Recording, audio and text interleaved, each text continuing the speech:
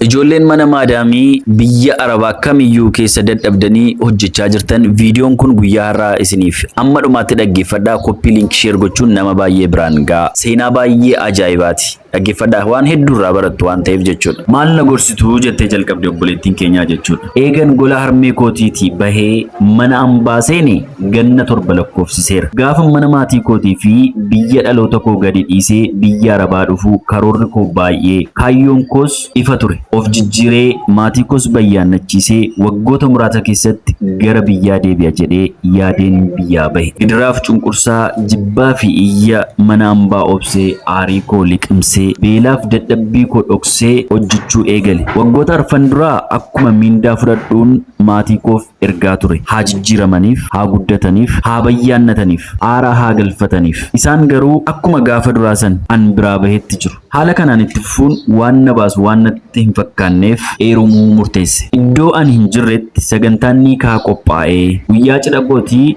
an hojiin warri biyyaa ammoo afeerraan dabarsan. Ta'us abdiin horadhe. Kana booda mindaa koo isarratti ergeen mana ijaarradhaa jedheen yaade. Akkuman yaade sin godhe. Adada mindaan dhufuun muka bitii, ashawaa ajajii, dhagaa buusisii, bilookeetii hojjechiisii jedhaa itti erguun eegale. Mana haarawaa eegalame barbaadaa suuraa biratti kaa'aa, dhagaa reef bu'ee soqee suuraa kaasaa, ashawaa tuulameen kenna kunis jedha osoo natti agarsiisu mana buhuurri hin kaa'amin ijaaruu erga eegalee waggaa 3 lakkoofseera. Gaafa ani loluuf ka'ee sinii kaanaan jedha. Maatii koo sababa isaa naan oodu. Inni dadhabbii koo naaf hin beeku. Isaaf jecha maatii koo mufachiise. Galuuf harki koo duwwaadha. Taa'uuf dadhabeera. Maal naaf wayyaa jette obboleettiin keenya gaayis guyyaa har'aa viidiyoo kanarraa waan hedduu barattu dhugaa dubbachuudhaaf jechuudha. Keessumaa ijoolleen mana maadaamii jirtan ijoolleen gola ormaa keessaa ifatamaa lolamaa jibbamaa hojjechaa jirtanii miirri kun isiniif gala jedhee yaada jechuudha. Kanaaf obboleettii keenya kanaaf yaada keessan kennaafi. Yaadni keessan irraa jireenya obboleettii keenyaa gara fuulduraatiif baay'ee murteessaadha. Ulfaadhaa galatoomaa. Thank you so much.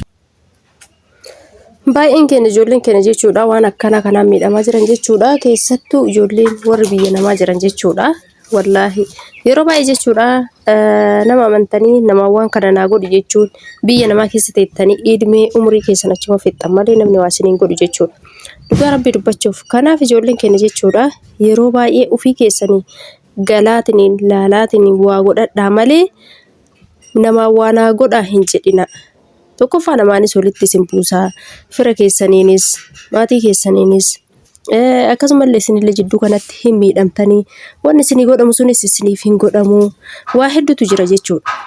Amma nama footoo mana namaa jechuudha kaasaa itti ergu jira. Mana kana ijaare jedheeni kana godhe jedheeni waan biyya keessa jiru isin quba hin qabdanii kanuma mana keessatti warri mana kontiraataa jirtan yoo galaa laallattan waan keessan irra bareeda irra caalaalle jechuudha isiniifillee. Kanaaf haala biyya keessa jirus haala biyyatti jirus galaa ofii keessan yoo hubattan isinii wayya malee jechuudha. Namaan akkas naa godhaa kana naa godhaa kana goone kana sii goone kun hanqatee kana godhii kana ergii namaa sanirra jechuudha ofumaa keetii galtee ji'a 2 ji'a 3 teessee waan barbaaddu san godhattee waan bitachuu qabdu soo ta'e bitattee deebi'uudha malee lafa isaa ta'u namaan achi teettanii waan kana naa godhaa amaanaadha hadaraadha naa godhan jettanii gonkumaa hin yaadinaa jechuudha. Tokko jechuudha garuu namni nagaas inuma jira. Maatiin nagaa kasii godhan hin jiran jechuudha. Bakka kee bu'anii ka ofiituutti sii dabalanii akkasii ga'u qusannaan sii hojjetan hin jiran jechuudha. Hundaa miti garuu keessaa tokko wallaahi maatiin akka ijoollee miidhu hedduutu jira jechuudha. Akka gurra kiyyaan dhagaye kamanatti himatame jechuudha. Akka diginaatitti lukoolirra naqatanii warri birrii isii nyaatan hedduutu jira jechuudha. Waan natti himatame jechuudha qaama. Kanaaf ijoolleen keenya of eeggadha jechuudha. Anammoo warra qaamaan natti himateetu jira jechuudha.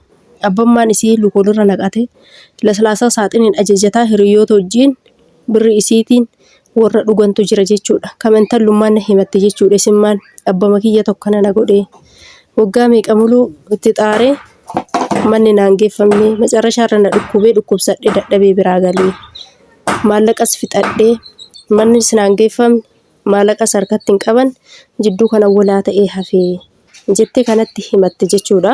Kanaaf ijoolleen keenya of eeggataa deemaa sirrii miti achi teettanii waanaa godhaa jechuun haala jireenya qaala'insa biyyaa ofumaa keessanii galtanii maallaqa hagamitti mana naa ijaaruu danda'a ka jedhu ofumaa keessanii madaaltanii yoo ijaaruuf humna hin qabne iyyuu ittuun seentan yoo humna qabaattanuu ka ijaaruu dandeessan ta'e kalkulaatar gootanii ofii keessan irree keessa galchitanii laaltanii waa hundaa laaltanii ilaa haga bismaarii haga bolokkeetti haga ashawaa hunda isaa madaaltanii laaltanii yoo itti seentan malee namaan kana naa godhaa maallaqni hagaa naa gaatti tilmaamaan itti seenee waan wayii jechuudha. Booda karatti rakkatta namaanis wal dhabda jechuudha nama naa godhi jettuun san. Kanaaf ijoolleen keenya waan akkanaarraa of eeggataa jechuudha. Isiniin jedha obboleeyyan kiyya warra citeessanis nikaa godhattanii achi kaatanii maallaqa keessan itti ergitan of eeggataatuma jechuudha. Ofiiyyuu bira hin geenne achi teessee nikaa bichaa hidhamtee achi birrii isa nyaachisuu of eeggadha waan akkanaarraa illee sirrii miti. Nikaa hidhamte taanaan galii hojii jiraadhu bakka. Hidhamuu jechuun haadhorraa fi abbaa warraa ta'uu galii bakka. Galii hojiin jiraadhu. Waan san hin ta'iniin nikaa hiitee ati biyya tokko inni biyya tokko. Maali faayidaan isaa? Kanaaf jechuudha obboleeyyan kiyya ati biyya namaa teettee achi nikaa hidhachuu jechuun hundaa miti garuu tokko inuma jira. Tokko bakka waan maallaqaaf kontiraata si fudhateetiin laala. Nikaa si hidhatee odoon ta'an akka waan maallaqaa itti ergituuf kontiraata si fudhateetiin laala jechuudha. Nikaan si as faraarraa jechuudha gaafa kaani. Kanaaf ijoolleen keenya waa hunda suutuma jarjara odoon ta'an waan raawwattan raawwadhaan isiniin jedha. Viidiyoo kun barumsa isinii ta'a jedhee isinii hojjedhe akka irraa barattanis abdiin qaba itti fayyadama.